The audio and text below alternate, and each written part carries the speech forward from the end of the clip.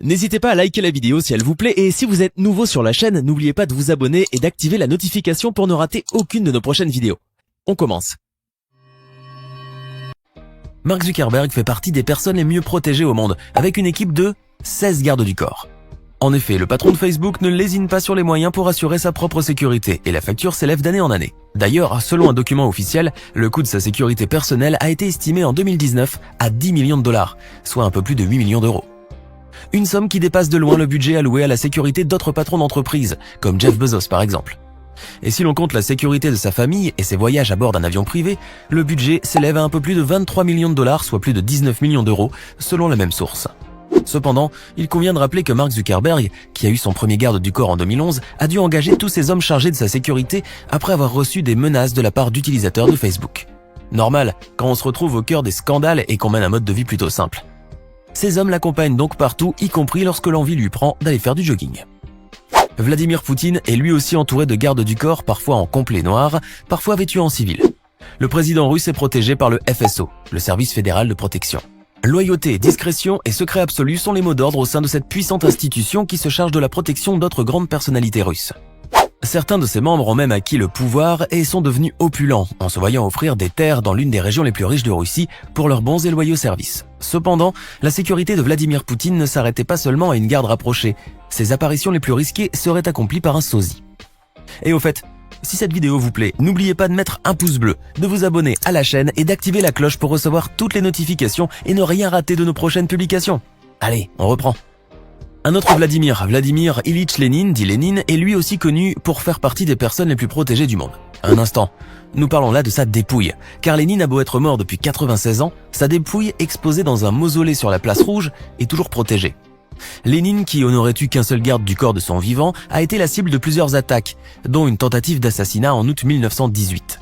Mais ce n'est qu'en 1919, quand sa voiture, ses papiers et son argent ont été volés par des bandits à la périphérie de Moscou, que le père de la révolution russe a décidé de renforcer sa sécurité en engageant plus de gardes du corps. Or, même mort, Lénine a été la cible de plusieurs attaques destinées à le défigurer. D'ailleurs, comment le leader communiste a-t-il pu rester conservé dans cet état pendant tout ce temps ? Eh bien, c'est grâce aux embaumeurs qui travaillent quotidiennement sur sa dépouille. Sans organes internes et sans fluide corporel, le corps de Lénine est soumis à des techniques de conservation très spéciales qui lui font garder son apparence. Par ailleurs, sa peau et les parties abîmées de son corps sont remplacées par d'autres matériaux comme du plastique ou de la paraffine. Partons maintenant en Chine pour rencontrer Xi Jinping et ses gardes du corps. Le leader chinois, à la tête du pays le plus peuplé du monde depuis 2013, est entouré d'une équipe composée de très nombreux gardes du corps. Ces derniers sont sur le qui-vive, regardent autour d'eux, entourent la voiture du président, et certains gardent toujours une main sur les poignées des portières des voitures qui l'escortent. La sécurité du président chinois est assurée par le Bureau de sécurité centrale du Parti communiste, une institution dotée d'un immense pouvoir en Chine et chargée de la sécurité des hautes personnalités chinoises. Toutefois, il convient de rappeler que les membres de cette institution doivent savoir éviter des coups d'État par le passé. Car on ne sait jamais. D'ailleurs, en 2015, le président chinois avait procédé au remaniement de l'équipe chargée de sa sécurité. Une mesure qu'il avait prise pour se protéger contre quelques menaces intérieures et d'éventuelles trahisons. Après tout, si l'on a le moindre doute sur ceux chargés de vous protéger, c'est qu'il est temps d'en changer. Recep Tayyip Erdogan est lui aussi l'un des présidents les plus protégés du monde. L'homme fort de Turquie jouit d'une haute sécurité grâce à une garde rapprochée qui l'accompagne en grande pompe et même des snipers.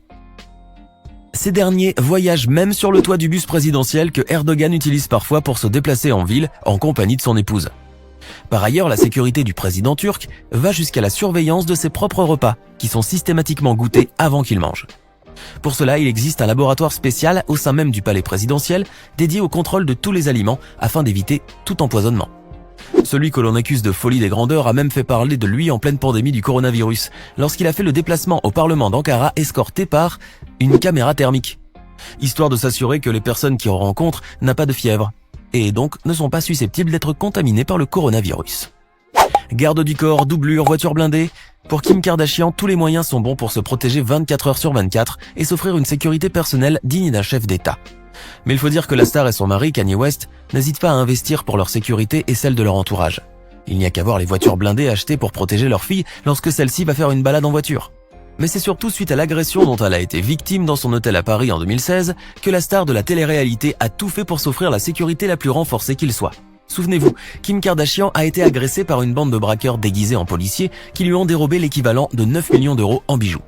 Pour retourner saine et sauve aux États-Unis, la bimbo la plus médiatisée de la planète a dû mobiliser quelques 10 voitures ainsi qu'une vingtaine d'agents de sécurité.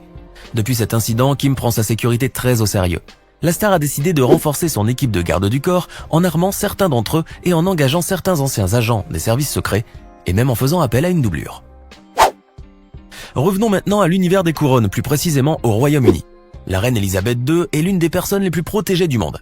Elle est entourée d'un service de sécurité très expérimenté avec qui elle communique grâce à son sac. Comment ? Eh bien si par exemple le sac de la reine passe d'une main à l'autre, cela veut dire qu'elle veut mettre fin à une conversation. Si elle le pose sur le sol, cela signifie qu'elle veut en finir avec une discussion qui ne lui plaît pas. Par ailleurs, s'il est posé sur la table au cours d'un dîner, cela veut dire qu'elle souhaite en finir dans les 5 prochaines minutes. Cependant, il n'y a pas que le sac de la reine qui sert de moyen de communication, mais également sa bague. Si la reine la touche et la tourne autour de son doigt, cela signifie qu'elle demande à être sauvée sur le champ. La sécurité de la reine comprend également celle du palais. Naturellement, la souveraine qui n'est pas près d'oublier ce matin de juillet 1982 où un homme était entré par effraction dans sa chambre, n'hésite pas à renforcer le service de sécurité de Buckingham Palace. Et puis, comment ne pas parler de l'emblématique garde royale ? Les troupes de la garde de la reine Elisabeth II sont un symbole du Royaume-Uni. Saviez-vous qu'en 2017, c'est une jeune femme de 24 ans, la capitaine Megan Couteau, qui a commandé les troupes de la garde royale ? Et oui, cette jeune femme d'origine canadienne a eu l'honneur de diriger la célèbre relève de la garde à l'occasion des célébrations du 150e anniversaire de la Fondation du Canada. Elle est devenue ainsi la première femme de l'histoire à diriger la garde royale britannique. Assurer la sécurité personnelle d'une personnalité populaire peut devenir un véritable cauchemar pour les gardes du corps. Les agents de sécurité du pape François en savent quelque chose. Il faut dire que le souverain pontife est une personne spontanée et populaire, un peu trop même. Il adore les bains de foule, multiplie les accolades et les poignées de main, et ne refuse pas les boissons qu'on lui offre. Autant dire que ces agents de sécurité doivent redoubler de vigilance. Police italienne, gendarmerie du Vatican, garde suisse, tous ceux chargés de la sécurité du pape bénéficient d'une formation accrue et d'un entraînement intensif afin de remplir parfaitement leur mission et être prêts à affronter n'importe quel incident ou imprévu. Ceux-ci forment autour du représentant de l'Église catholique des cordons de sécurité qui n'empêchent pas toutefois le pape de rester proche des fidèles et d'être libre de ses mouvements s'il le souhaite. Nous allons vous parler maintenant de Joaquin Guzman, plus connu comme El Chapo, qui fut l'un des criminels les plus dangereux de la planète. Lui, ainsi que les membres de sa famille, bénéficiaient d'une sécurité personnelle et étaient constamment entourés de leur garde du corps. Cependant, El Chapo a joui d'une plus grande sécurité lors de son dernier procès. Souvenez-vous, le célèbre criminel mexicain avait réussi à retrouver la liberté en juillet 2015 à l'issue d'une évasion rocambolesque qui avait été rendue possible grâce à un tunnel de plus de 1 km de long passant sous les murs de la prison fédérale où il était retenu. Mais El Chapo a fini par être capturé, puis extradé en 2017 vers les États-Unis. Comme nous vous le disions, même durant son procès, El Chapo a bénéficié d'une très haute protection. Le jugement à New York s'est déroulé sous très haute sécurité avec des mesures qui, selon certaines sources, n'avaient jamais été prises auparavant pour juger d'autres criminels.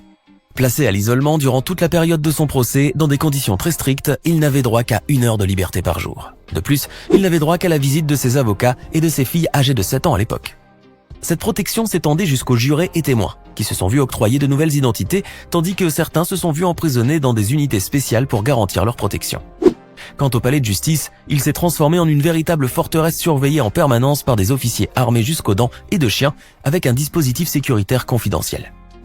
Même le pont de Brooklyn avait été fermé pour les passages du cortège policier qui était suivi par des hélicoptères. Avec ce dispositif de sécurité hors norme, El Chapo ne risquait plus de s'évader. Aujourd'hui, il purge sa peine dans la prison de haute sécurité d'ADX Florence, l'une des prisons les plus sûres des États-Unis, où il finira ses jours.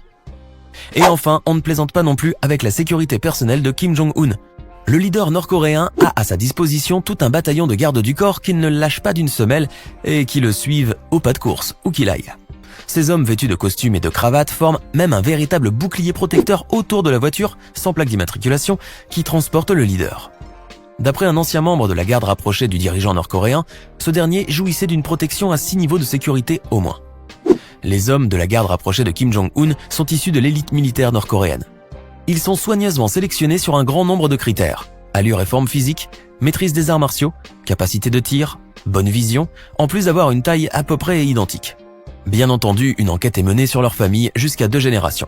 Ces hommes, qui sont les seuls citoyens du pays autorisés à porter des armes à feu, sont soumis à un entraînement intensif, digne de celui des forces des opérations spéciales.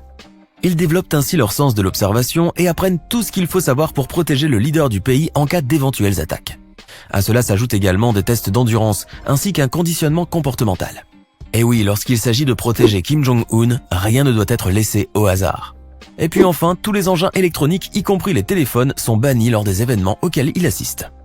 C'était les personnes les plus protégées du monde. Connaissez-vous d'autres personnalités qui sont autant protégées que celles-ci ?